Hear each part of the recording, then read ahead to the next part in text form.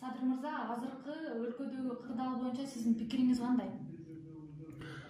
Урматтуу кыргызстандыктар, өлкөдө кырдаал абдан оор, өзүңүздөр көрүп турасыздар. Мына 3 күндөн бери мени иштетпей, иш баштоого тоскоол болуп, ар кайсы күчтөр биригип алып, ушул тоскоолдук жаратып атат. Мына кол бутум чалган бойдон турат. Же аппарат иштебейт, же башка структуралар баш ийбейт. Мына ушул бүгүнкү кырдаалга алып келди. Бүгүн эртең менен таң атпай саат 5-те мен Facebook баракчам аркылуу кайрылуу жасаганмын. Ошол күчтөргө Атамбаев, Бабанов, Субаналиев, Руслан Казакбаев ушулар боюнча кайрылуу жазганмын. Кече күнү сүйлөшүп аткан бардык телефондук сүйлөшүүлөрдүн бардыгы менин колума келип түшкөн. Ошон үчүн мен жазганмын. Эртең андай кылбагыла, жаш балдар ушу 2000 сом, 5000 сомго алданбагыла, мамлекетти жоготуп албайлы деп мен кайрылуу жазганмын. Таңкы 5-те ушу Facebook баракчама Одноклассникке салганмын. Бирок кырдаал мына бүгүн ушундай болуп оорлошуп кетти. Кол бутумду тушап койду дегеним, мына КТРК коомдук телеканалды дагы мага бербей, журналисттерди жибербей, мына ушундай тоскоолдуктарды кылып жатышат. Анан эл мисалы ушул бүгүнкү кырдаалга да элдин алдына чыкпайбы деген дагы суроо жаралып калышы мүмкүн да мисалы. Андай мүмкүнчүлүк болбой атат да, такыр бербей атышат.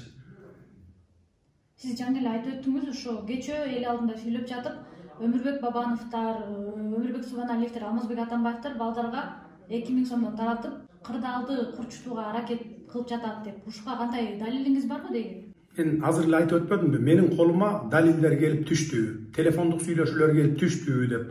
Ал жерде ошол Руслан Казакбаев, Бабанов, Субаналиев, ушулар Атамбаевдин ким менен сүйлөшкөнү, ушу бүгүнкү күнгө кырдаалга жараша элди алып чыгып 2000 сомдон 5000 сомго чейин берип аткандыгынын баары менин колума далил болуп келип түшкөн. Ошондуктан мен таңкы саат 5-те ошого кайрылуу жасаганмын да. Булар ушу кече күнү пландашкан. Ушундай кылабыз деп. Мен аларга кайрылганмын. Андай кылбагыла, мындай болбойт, башаламандыкка алып келет деген далилдер менин колумда турат дагы. Мен эртеңден бүгүндөн баштап мен чыгара баштайм.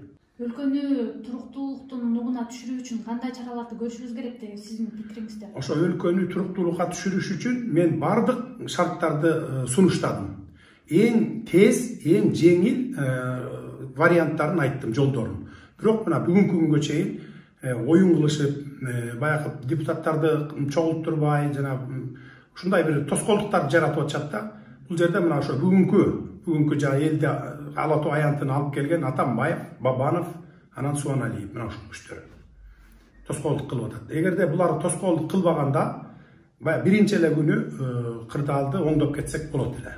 Урматтуу кыргызстандыктар, мен сиздерге кайрыламын, бишкектиктер айрыкча.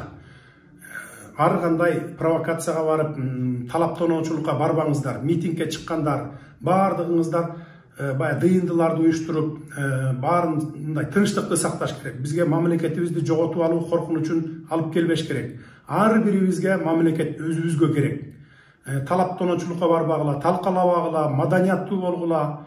Мен башынан эле айтып келатамын, ушундай бир кыйын кырдаал жаралганда тынчтык жолу менен, сүйлөшүүлөр жолу менен чечиш керек бардыгын деп. Мен ошо кече күнү сөзүмдү айттым.